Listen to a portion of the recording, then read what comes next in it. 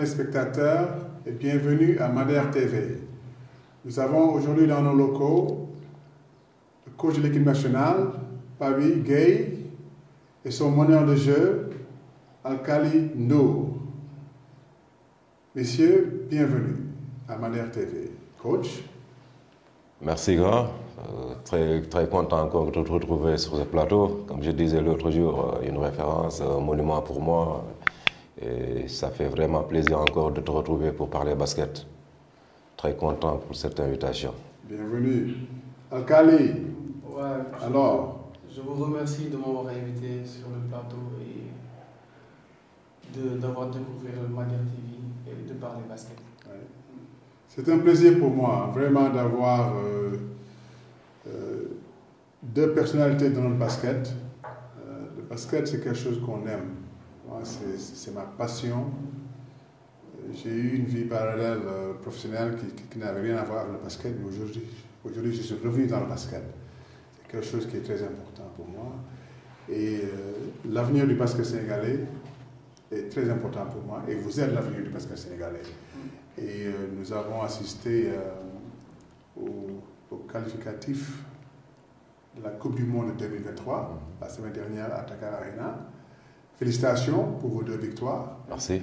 Et je vous demanderai individuellement de me donner ou bien de faire un bilan de cette campagne de 3 jours. Vos impressions, qu'est-ce que vous pensez d'avoir réussi et où sont les lacunes. Et puis on va en parler au fil de l'événement, de la réunion. Oui, vous savez, comme je disais tout à l'heure, il ne faut pas se voiler la face. Hein. Le Sénégal a organisé cette campagne pour avoir les 6 points ici à domicile, parce que sachant que tous les points sont importants, les points que vous gagnez sont les mêmes points que vous amenez en Égypte et en play-off. Donc tous les points sont importants. Malheureusement, nous avons eu 5 points sur 6. Ce n'est pas une mince affaire, mais on pouvait faire mieux. Parce que c'était ça l'objectif. Donc je dis, c'est assez satisfaisant. Il ne faut pas se voir la face, mais derrière aussi, comme je disais lors de ma conférence de presse, il ne faudrait pas trouver d'excuses en se disant que tel jour n'est pas là, comme les joueurs qui jouent en Euroleague, les joueurs qui jouent en NBA, on savait bien avant qu'ils ne seront pas là. Donc il ne faudrait pas trouver d'excuses sur ça. Le temps de préparation, on savait que les fenêtres, c'est des fenêtres de 10 jours, les 2 jours de voyage, après il nous restera 6 jours. Nous avons eu 2 voire 3 séances d'entraînement de 2 heures de temps, et depuis la Coupe d'Afrique, les joueurs ne se sont pas réunis. Il y avait toujours donc ce problème de connexion durant cette phase éliminatoire. Mais tout ça, on le savait. Maintenant, on le savait, pas d'excuses. Ce qu'il fallait faire, c'est quoi? Jouer les matchs à fond, être dur dans l'adversité surtout, parce que ce match-là, ça me rappelle le match contre la Côte d'Ivoire qu'on a perdu à Kigali, en demi-finale de la Coupe d'Afrique. C'est pratiquement le même problème qui s'est encore retrouvé. Donc c'est quoi le problème? Il va falloir se poser des questions, réfléchir tous ensemble pour essayer de trouver des moyens. Le deuxième problème, c'est que c'était très difficile sur le plan jeu, sur le plan basket tactique, parce qu'on avait du mal à pouvoir élargir notre jeu, parce qu'on avait un problème de poste 4. Il va falloir aussi en chercher, parce que quand Gorgui n'est pas là, Ibou Faye n'est pas là, il y a certainement d'autres postes 4 qui peuvent vraiment jouer il y a d'autres joueurs qui peuvent jouer ce rôle. Et ça, malheureusement, durant ce tournoi, on ne l'avait pas. On va réfléchir pour essayer d'en trouver encore d'autres jeunes, parce qu'il y a de très bons joueurs, que ce soit au niveau national, à la GIA, à la douane, à l'AS Ville de Dakar, qui sont capables vraiment de jouer ce rôle. En tout cas, on va revenir sur ces propos, parce que j'ai des questions et même des commentaires à faire sur ça. Mais je vais me tourner vers Alkali pour lui demander de me parler de son expérience. C'est ta première sélection avec ça ou ta deuxième? Non, c'est ma 3e. Ta 3e, ok. Quelle est ton expérience lors de ces qualificatifs? Parle-nous un peu de ton expérience. Qu'est-ce que tu as senti, qu'est-ce que tu as éprouvé pendant les matchs? Ouais, ce que je peux dire qu'on était tous bien. déjà de retrouver mes coéquipiers parce que je n'étais pas parti avec eux à l'Afro, mais on a joué ensemble aux 2 fenêtres pour la qualification de l'Afro-Basket. J'étais content de revenir et de rejoindre l'équipe à nouveau. C'était bien dans tout, on était bien concentrés du début du tournant. Et, certes, on n'a pas eu l'objectif final, c'était de gagner les 3 matchs comme le coach vient de le dire. Mais c'est un bilan positif d'avoir les 5 points et d'être premier du groupe. On va se concentrer pour aller au match retour, faire le carton plein là-bas, essayer de faire le carton plein, parce que ça ne sera pas facile, ça sera en Égypte. Vu qu'on a battu l'Égypte au Sénégal, on va y aller là-bas et tout faire pour les gagner à nouveau et maintenir notre première place. Mais en tant que basketteur, en tant que joueur, que penses-tu de ta prestation en tant que joueur? Ouais, j'étais présent quand le moment venu. Quand le coach avait besoin de moi, quand j'étais dans le terrain, j'étais bien concentré et je faisais mon job. Même si j'avais 30 secondes ou 5 minutes, quoi qu'il en soit, j'étais bien et je me disais que quoi qu'il en soit, j'entre dans le terrain, je fais mon job et je retourne sur le banc. Déjà, comme je n'étais pas parti à l'Afro-Basket, j'étais le 3e meneur de l'équipe. Donc j'étais tout le temps concentré et prêt pour dépanner l'équipe quand ils auraient besoin de moi. Donc je peux dire que je suis satisfait de mon job, même si je pouvais avoir beaucoup plus de temps de jeu, mais l'hiérarchie des matchs et comme j'étais encore un nouveau joueur, donc c'était normal que je puisse être le 3e meneur de l'équipe et je suis satisfait de mon travail. J'ai vu ta prestation, c'était quand même très bien ce que tu as fait. Il faut continuer à travailler davantage et je crois que tu pourras peut-être avoir ta place parmi les meneurs titulaires de l'équipe nationale. Parce que tu en as les dispositions et je pense qu'avec le travail, tu peux y arriver. Mais coach, revenons encore un peu au match contre le Congo. Parce que tu as dit quelque chose qui à moi me perturbe beaucoup. Parce qu'on parle qu'il faut être agressif contre les Sénégalais et quand tu es agressif avec eux, ils baissent le tempo. Ça, c'est... J'ai dit que ce n'est pas vrai. Parce que nous, on a fait du basket également et nous, on n'était pas de cette génération où on nous intimidait. Et je ne pense pas que vous êtes... Je n'ai pas vu d'intimidation dans votre figure. Mais parle-moi un peu de ce phénomène. Parce que je l'ai entendu, hein, même à la télévision, les gens ont parlé que les Sénégalais, si tu joues un peu agressif avec eux, ils baissent les bras. On a vu contre l'Angola. L'Angola, en quart de finale, à Kigali, ils sont venus, mais ils ont joué dur. Après, les Ivoiriens ont amené ça à notre niveau et on ne s'en est pas sorti. Donc, est-ce que ce que les gens disent, il y a une validité dans ce qu'ils disent que si on joue agressivement avec les Sénégalais, ils baissent un peu la tension? Ça, c'est peut-être des spéculations, peut-être. Peut-être des spéculations, hein, mais la réalité sur le terrain, elle est là. Hein. On l'a vu contre l'Angola, on l'a vu contre la Côte d'Ivoire, on l'a vu ici chez nous contre la RDC. Je dis, il ne faut pas se voir la face, il faut voir la réalité, quoi.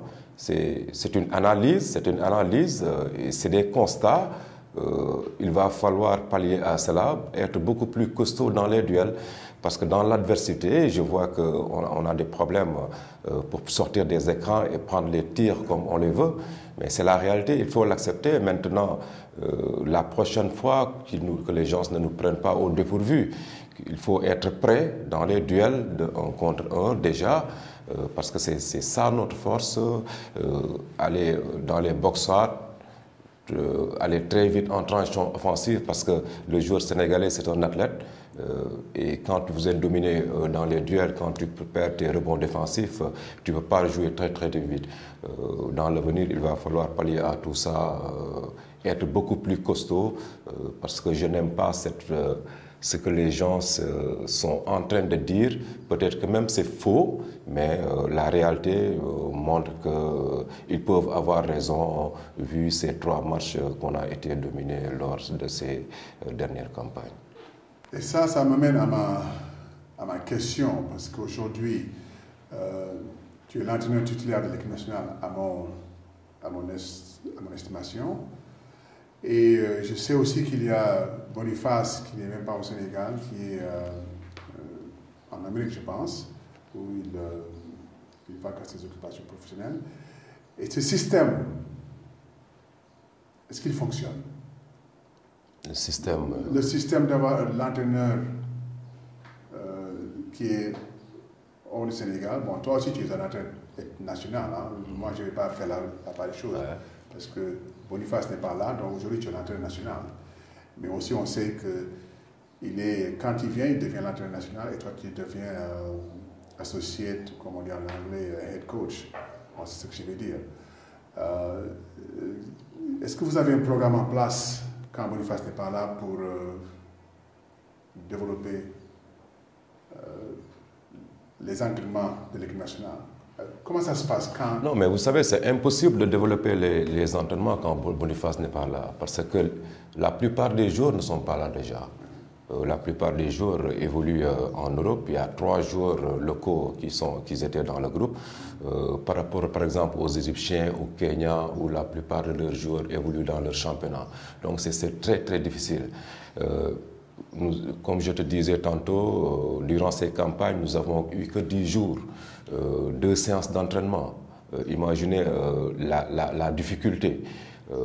Mais on le savait bien avant que ça se passe comme ça. Entre moi, Boniface et Ngagne Dassagana, nous travaillons en étroite collaboration. Nous sommes un staff, une équipe. Mais quand il n'est pas là, c'est moi qui suis le coach. C'est moi qui prends les responsabilités. En cas d'échec, ce n'est pas Boniface qu'on va juger, c'est moi qu'on va juger.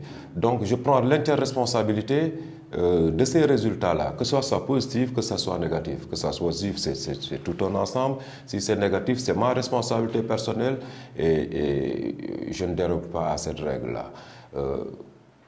Maintenant, nous travaillons en étroite collaboration dans les systèmes de jeu, dans les choix des joueurs. On en discute, mais je prends la dernière décision. Ça s'est toujours passé comme ça. C'est vrai que c'est très difficile maintenant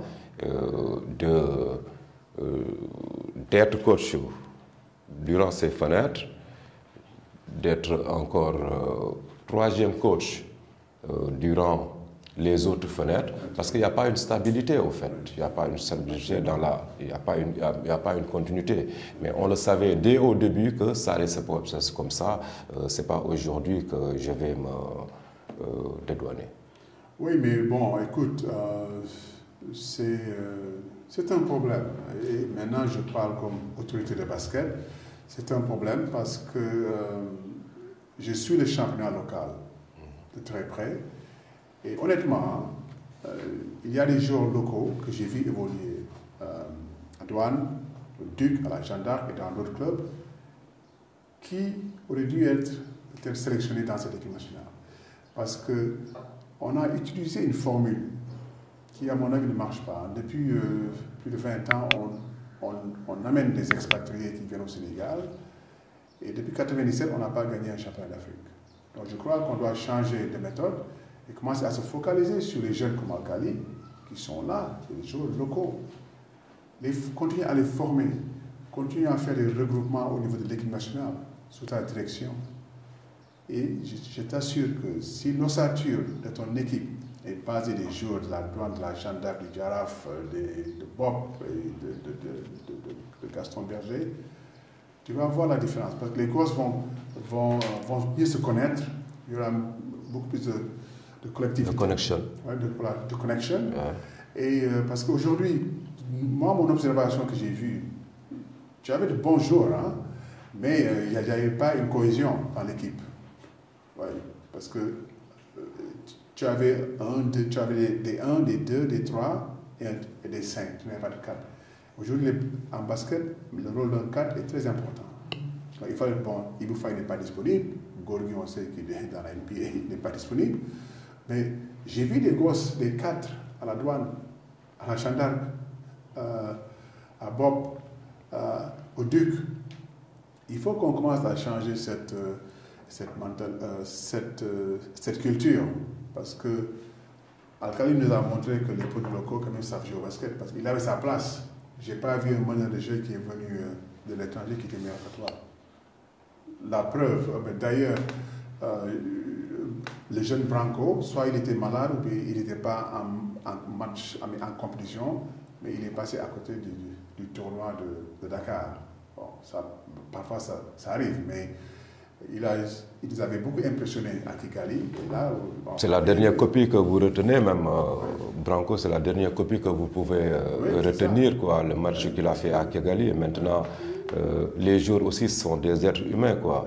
Ils peuvent être bons, ils peuvent être moins bons, quoi.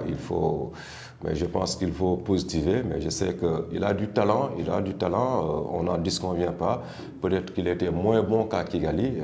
Beaucoup moins. Oui, beaucoup moins bon, peut-être. On peut dire ça, beaucoup moins bon. Oui. Et un joueur à ce niveau, bien qu'il soit humain, il ne doit pas quand même...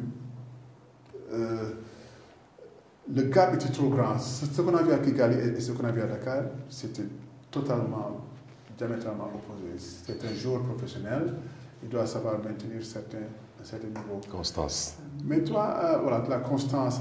Mais Al-Khali, toi, parlons de ça un peu. Tu évolues sur le championnat local. Et quelle est ton impression, par exemple, quand tu entends on amène des joueurs de l'étranger et tu te rends compte qu'ils ne sont pas mieux que toi? Est-ce que tu crois qu'on devait donner beaucoup plus de chance aux joueurs locaux qui sont dans ton club de douane, les gosses de la Jeanne d'Arc, les gosses du Duc, les gosses de Bob, de Gaston-Berger? Et que penses-tu de cette philosophie de sélectionner? Presque toute l'équipe vient de l'étranger. Et que penses-tu de cette philosophie en tant que joueur? Oui, en tant que joueur, déjà, je dis qu'on a un bon championnat au Sénégal. Parce que la plupart disent que le championnat Sénégal n'a pas de niveau, alors que ce n'est pas le cas. On peut amener des joueurs de l'extérieur, genre des joueurs qui évoluent en pro, etc., en Europe. Mais quand ils viennent ici au Sénégal, si on leur teste dans le championnat local, ils ne sont pas bons par rapport aux joueurs locaux. Il y avait Moumoud Faye qui était parti à l'Afro-Basket, c'est un joueur local. Ouais. Ben, son bilan à l'Afro-Basket, c'était un bon bilan. Il avait fait un bon tournoi. Certes, Branco, il était devant tout le monde et tout, il était beaucoup plus visible. Mais on doit donner la chance et ouvert à tout le monde, aux joueurs locaux, aux expatriés, et faire une présélection et prendre les meilleurs. C'est mon point de vue. Moi, je m'entraîne. Je crois toujours à mes entraînements et je crois en moi. Je me dis tout le temps que je dois dépasser ce que je suis en ce moment et tout faire pour réussir et atteindre le niveau professionnel. C'est comme ça que je me focalise, c'est comme ça que je réfléchis. Non, mais ce que tu dis est très important parce qu'aujourd'hui, avec la balle, voilà l'opportunité de jouer professionnel. Parce que vous représentez vos clubs à la balle, ça devient... vous êtes pro. Parce que la balle, il y a des rémunérations, il y a tout ça, donc ça devient professionnel. Et la balle va évoluer au fil des années. Donc maintenant, il y a une incentive de faire quelque chose de grand avec la balle, en collaboration avec les clubs locaux, c'est-à-dire de jouer un bon championnat compétitif et de pouvoir gagner et jouer à la balle.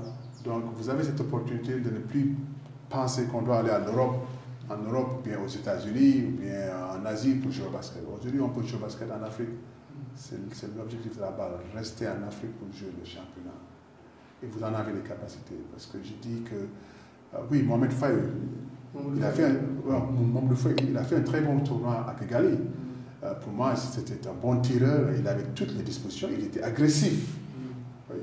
Et c'est le point où je pense que je voudrais revenir sur notre agressivité. Je ne sais pas si dans nos entraînements on travaille sur ça ou bien c'est quelque chose d'inné de la personne, mais je vois que nos joueurs de champ sont agressifs. Et quand on va, plus on monte de taille, plus l'agressivité diminue. Est-ce qu'il y a des drills que vous faites dans les entraînements qui permettent aux joueurs de combattre pour pour se battre pour des positions, ou bien c'est simplement les drills normaux que vous faites? Parce qu'il y a des drills d'agressivité.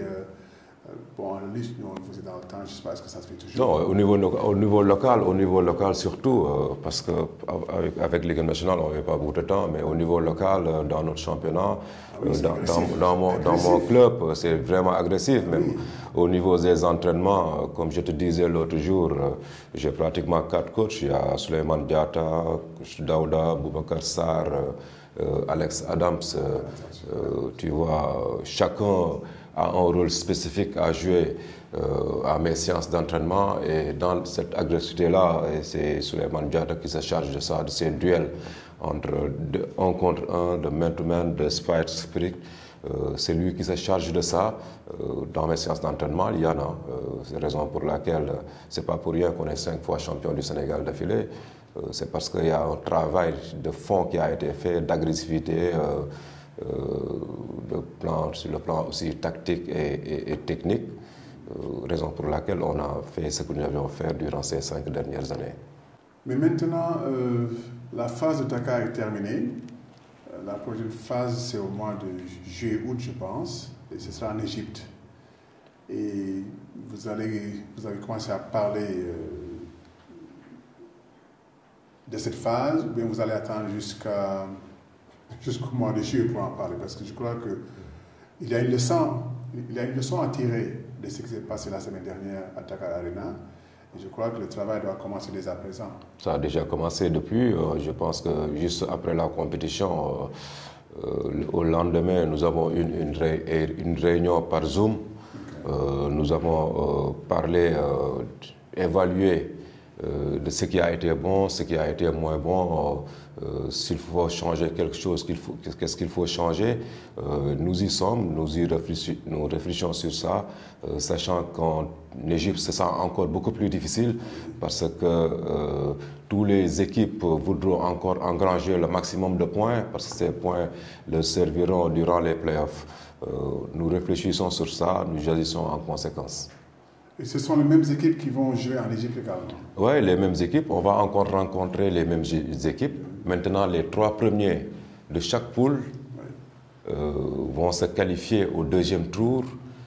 Le 2e tour se jouera en Égypte, en Tunisie. Et en Tunisie, il y aura 2 poules de 6. Avec ces 2 poules de 6, les deux meilleurs de chaque poule, plus le meilleur 3e de 2 poules, représenteront l'Afrique lors de la Coupe du Monde. C'est pour cela que c'est très important de gagner le maximum de matchs possible. Bon, on a confiance en vous, on est tous derrière vous. La campagne, excusez-moi, durant la campagne, les éliminatoires de l'année dernière, le Sénégal avait perdu 3 matchs. Oui, il avait perdu 3 matchs. Il est terminé premier à égalité avec le Nigeria. Le Sénégal avait gagné 19 points. Ça ne nous a pas empêché de nous qualifier. Je pense qu'on n'a encore rien perdu, mais il va falloir encore retrouver les manches, parce qu'il y a encore d'autres équipes qui sont relevées. C'est le cas du Sud-Soudan que vous parliez tout à l'heure. Vous allez en parler de ça. Du Sud-Soudan qui va certainement bousculer la hiérarchie, parce qu'on avait l'habitude de voir la Côte d'Ivoire, le Nigeria, le Sénégal, l'Angola et la Tunisie. Maintenant, c'est l'Égypte, le Sud-Soudan qui vient, qui va certainement pousser la hiérarchie. Il va faire très très attention et prendre les autres matchs au sérieux aussi. Je suis content que tu aies dit ça, parce que j'allais te poser la question. Que penses-tu dans le sud, du Cameroun? Bon, la Tunisie, ils sont constants, hein, bien qu'ils prennent de l'âge, mais ils jouent au basket de la bonne manière, comme on dit. Hein. Ils font les bons écrans, ils ne sont pas athlétiques, mais ils ne courent pas aussi vite. Mais ils sont toujours devant toi pour faire un écran, ils font toujours un écran pour aller au rebond, ils ne jouent jamais sur les qualités athlétiques. Et ils prennent toujours les rebonds, donc c'est quand même quelque chose de très important. Mais Soudan Sud, je les ai vus, et ils sont grands et ils sont athlétiques. Et l'Afrique doit faire attention, pas seulement le Sénégal, hein, toute l'Afrique, parce que comment ils ont neutralisé la Tunisie, c'était impensable. Moi, j'ai vu tout le match, j'étais là. Et sur tous les plans, ils tirent à 3 points, ils prennent des rebonds offensifs et défensifs, et ils ont un basket bon. C'est le basket qu'on aime, au fait. Ouais, c'était l'ancien basket sénégalais. Ouais, c'est le basket qu'on aime. Ce sont les drives, drive dans la peinture, sortir à l'extérieur, prendre les rebonds défensifs, courir très vite en transition, prendre des shoots en transition, prendre des layups avec. C'est super, quoi. Ils jouent comme le Sénégal joue dans le temps. C'est très spectaculaire, quoi. C'est le basket qu'on aime, quoi. Il doit faire très, très attention avec cette équipe du Sud-Soudan, parce que je les ai découverts lors de la dernière Coupe d'Afrique. Nous avons joué même, ils ont joué le Sénégal, qu'on avait battu, mais difficilement, le score même ne reflétait pas le match. Ouais, c'est vrai, c'est vrai. Bon, maintenant, on a un challenge devant nous, hein, parce que pour battre le Soudan Sud, il faudra se lever très tôt. Ça m'amène vers la fin de l'émission quand même. Parlons des tirs. J'ai trouvé que notre équipe n'était pas à droite. Peut-être c'est dû au fait que les jeunes sont venus. Il n'y avait pas une cohésion, il n'y avait pas assez d'entraînement. Mais quand même, certains d'entre eux étaient des professionnels en Europe. Et je ne les ai pas trouvés à droite. Je n'ai pas les pourcentages, mais je ne pense pas qu'on ait tiré plus de 20% à 3 points. Et même les tirs dans la raquette qui sont à 2 points, mid-range, je ne pense pas qu'on ait tiré à plus de 30%, ou bon, peut-être 30%, plus de 40%. Ça, c'est dû à quoi? C'est dû qu'on ne s'entraîne pas au tir pendant les entraînements, ou bien les gosses ne s'entraînent pas individuellement quand ils sont disponibles, de travailler tout seul. Mais je pense que c'est... le premier match, on a eu un très bon pourcentage de tirs à 3 points, oui, le premier match. Le deuxième match, on avait eu beaucoup plus de difficultés. Là, c'était catastrophique même, 5-32 au tir à 3 points. Là, on n'a même pas besoin de faire une évaluation. Le match, il est fait, 5 sur 32 au niveau. C'est un match perdu. C'est un match perdu, d'autant plus que tu perdais tes rebonds défensifs, donc tu n'avais pas la possibilité de jouer vite. Lors du troisième match, c'était moyen, on était à 30% du tir à 3 points. Vous savez, au niveau, il faut avoir un minimum de 33% au tir à 3 points. Donc on n'a pas la moyenne, à part le premier match qu'on a eu plus de 33%, voire 40% au tir à 3 points, avec Bamba Diallo qui était chaud. Mais le tir, c'est aussi quelque chose, c'est dans la tête. C'est dans la tête, certes, mais c'est un, comment dirais-je, c'est une maladie contagieuse. Ok? C'est une maladie contagieuse. C'est une maladie contagieuse. Il suffit que tu ne prends pas les bons shoots au moment où tu devrais les prendre. Quand tu les rates, tu peux contaminer toute l'équipe. Quand tu les mets, toute l'équipe se met en confiance. Le compresseur. Et durant ces matchs-là, durant ce match, le deuxième match surtout, on a pris des mauvais shoots qu'on a ratés et ça a contaminé toute l'équipe. Ankali, parlons des shoots. Comment tu fais pour améliorer tes shoots en tant que manager? Qu'est-ce que tu fais pour améliorer ton jeu individuellement, hors des entraînements? Ouais, individuellement, il va falloir s'entraîner individuel, prendre son ballon, partir au terrain et faire beaucoup de tirs en situation de jeu. Genre, comme on est menant, on ne se trouve pas tout le temps seul pour tirer. On a tout le temps, soit après sortie d'écran, ou quand la balle ressort et tout. Là, on est rarement seul pour tirer. Donc, je m'entraîne comme en situation de jeu. Je prends des écrans et je fais des tirs sur 45 et mid-range. Ouais. Je m'entraîne la plupart comme ça. Et mon seul souci, c'est je m'entraîne, mais je n'ai pas trop confiance en mon tir. Et c'est ça qui est un peu mon bloc. Ouais, c'est ça qui me bloque. Et que penses-tu faire pour sortir de ce bloc psychologique? Parce que c'est psychologique, hein? Ça se passe dans ta tête. Qu'est-ce que tu es en train de faire? Parles-tu avec tes coachs? Est-ce que tu as des gens que tu peux appeler, que tu pourrais appeler pour leur poser des questions, pour leur poser ton dilemme? Parce que tu as quand même de très bonnes qualités, tu es un très bon joueur.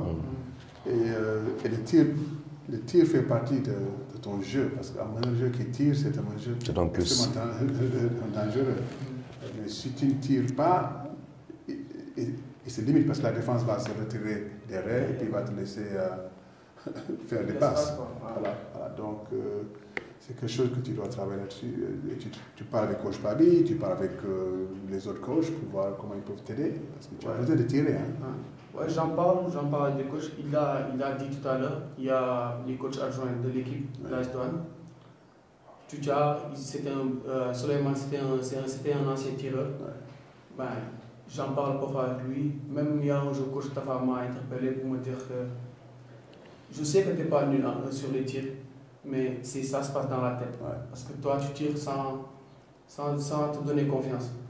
Et quand tu auras confiance dans ton tir, personne ne pourra t'arrêter, donc tu pourras mettre les tirs et tu pourras beaucoup tu seras plus dangereux que maintenant, comment je joue là.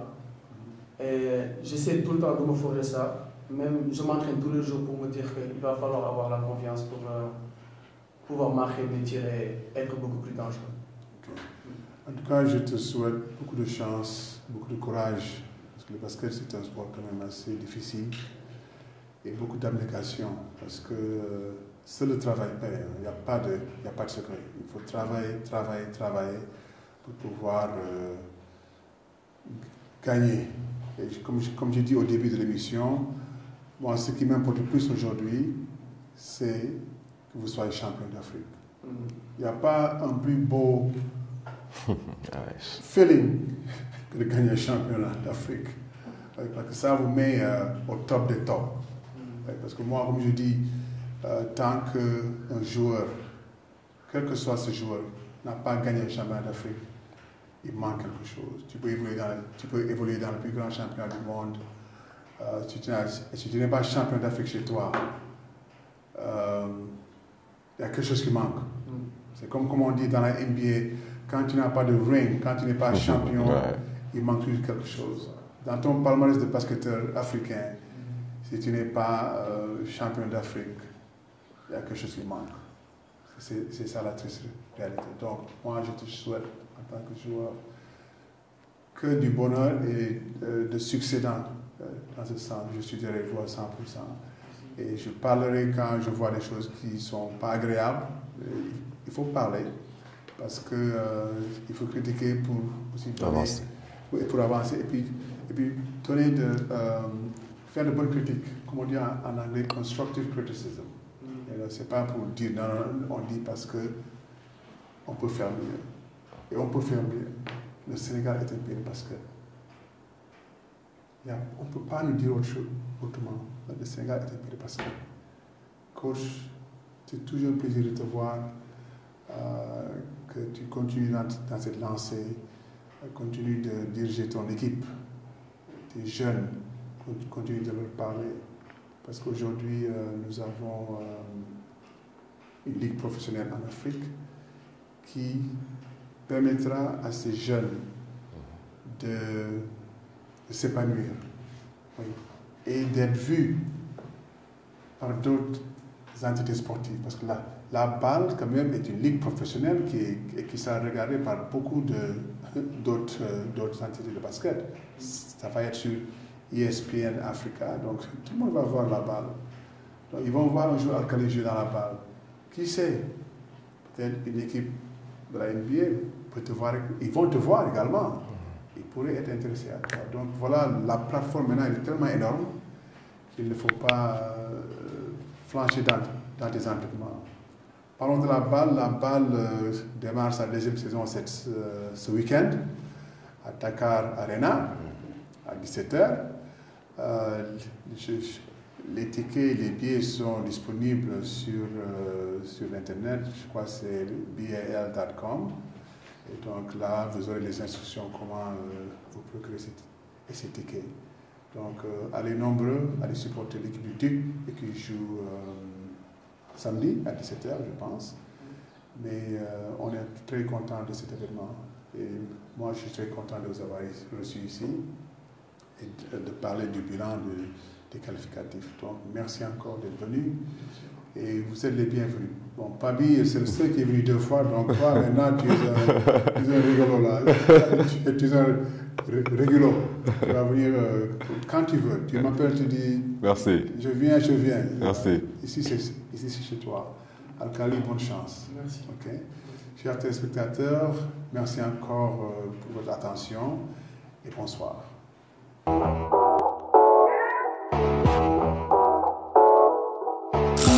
Thank you.